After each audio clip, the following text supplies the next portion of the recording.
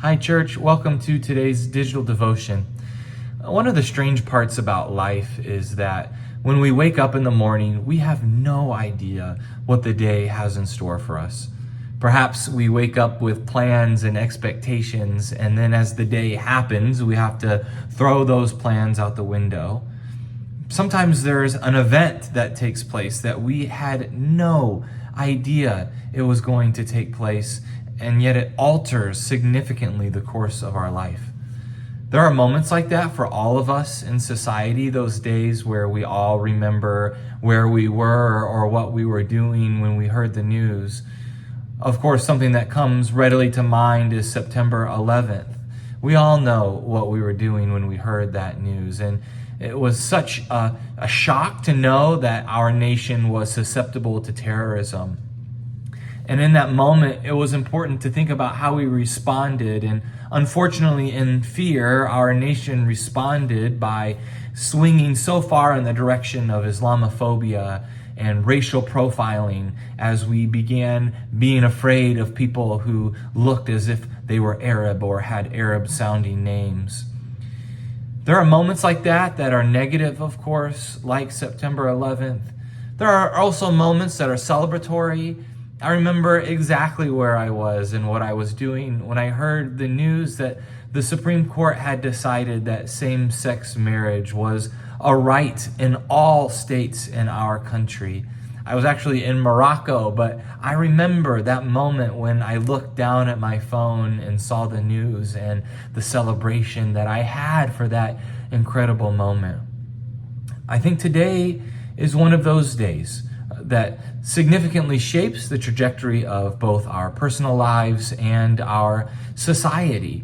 That we will remember this day when we heard the news that Roe versus Wade was overturned after 50 years of setting a precedent that a woman has control over her own reproductive choices.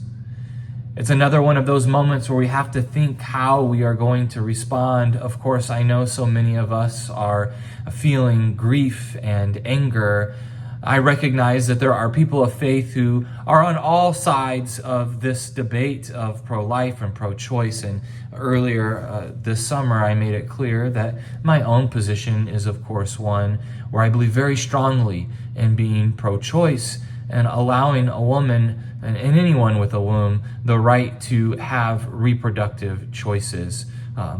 And so I know this isn't a moment where our Supreme Court is actually thinking about babies and children and protecting life, because if we really did care about infants and children, then there is so much we would be doing as a country to make sure that children had access to education and childcare, to ensure that children were safe from gun violence.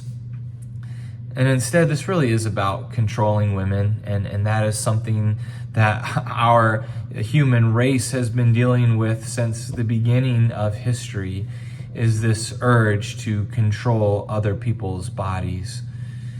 And so,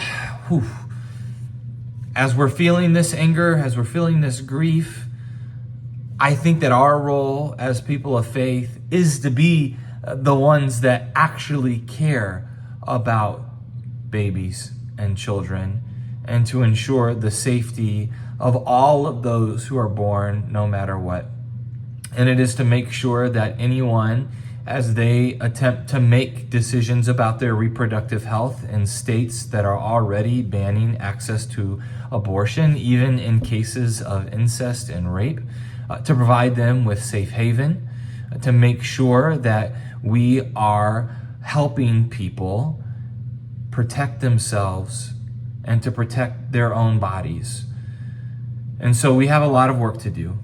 This is a moment where we must be motivated to continue to do the work.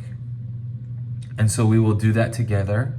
I stand with you. Thank you for standing with me. And thank you for being people who declare that no matter what happens, we will be able to protect those who are in a moment of need. So thank you, church, as we take this day that is changing the shape of our nation and we commit ourselves to the work we do as people of faith. I'll see you on Sunday.